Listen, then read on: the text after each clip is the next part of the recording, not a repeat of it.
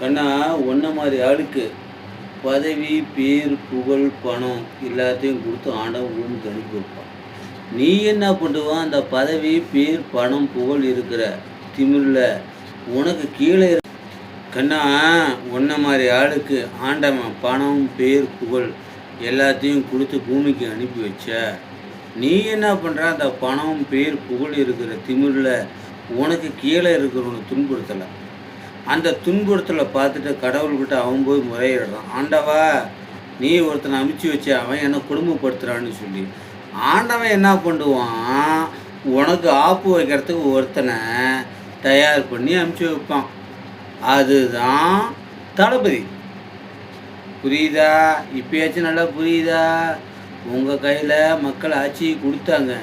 நீங்கள் மக்கள் சித்திரவதை பண்ணி கொடுமை பண்ணிக்கிட்டு உங்களுக்கு ஆப்பு வைக்கத்தான் தளபதியை அமைச்சு விட்டுக்கிறாங்க.